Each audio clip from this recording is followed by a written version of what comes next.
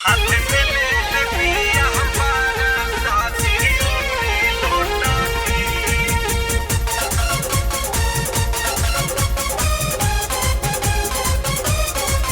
हाथ में ले ले पिया हमारा साथियों की लौटा की। अभी लागल ना उनकर पाता, नहीं मिली है वो हमारा बुझाता। अभी लागल ना उनकर पाता, नहीं मिली है वो हमरा बुझाता।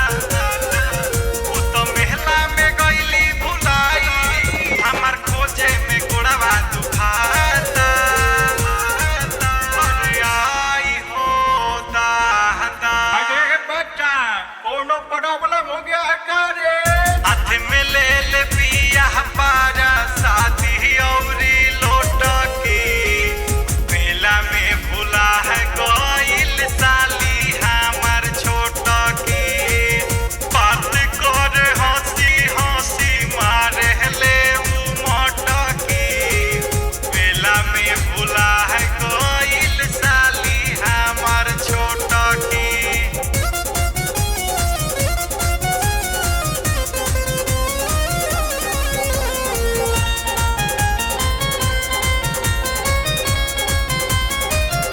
हाथ में ले ले पिया हमारा साथियों की लौटा की। ओकर बोलिया मिठाई लागेला भाई, कैसे पता लगाई ए थावे वाली माई।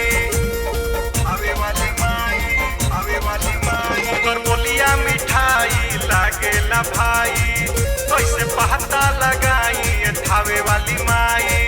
भूखल बाड़ी नवरात्र ये माई, सबेरे ले शाम भइल जाता। अरे आई हो दादा।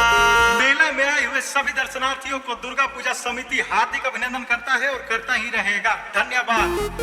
हाथ में ले ले पिया हमारा शादी औरी लौटा की। मेला में भुला ही लपिया साली हमार छोटा की। पिन्हले पिया लहंगा ओकर चले चोटी लौटा की।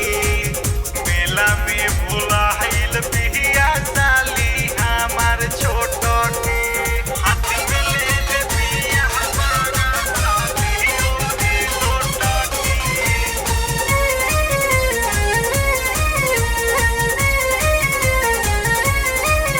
ओकर फोनवा लगाई लागे ना भाई, कोनो कहरी उपाय ए बाघ वाली माई। बाघ वाली माई, बाघ वाली माई। ओकर फोनवा लगाई लागे ना भाई, कोनो कहरी उपाय ए बाघ वाली माई। केतनो मिला उसका रवाई, अभी लागल ना उनकर पाता। अरे हाय हो दादा। अरे बच्चा कोनो प्रॉब्लम हो गया है का रे? हाथ में ले ले पिया हमारा शादी औरी लौटा की। मेला में भुला ही लपिया साली हमार छोटा की। भीड़ बाट बड़ी उतने होने भटकी। मेला में भुला ही लपिया साली हमार छोटा की।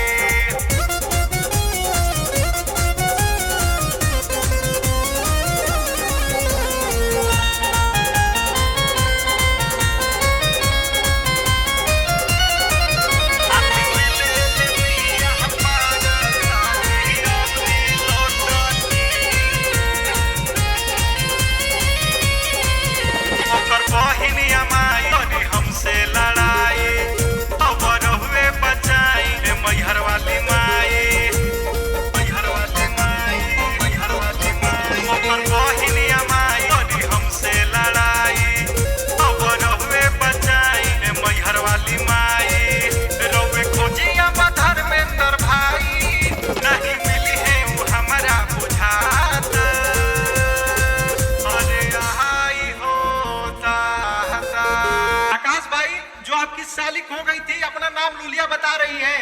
अगर हमारी आवाज आपके कानों तक जा रही हो तो तार बंगला दुर्गा पंडाल के पास आने का कष्ट करें। धन्यवाद। हाथ में ले ले पिया पारा साथ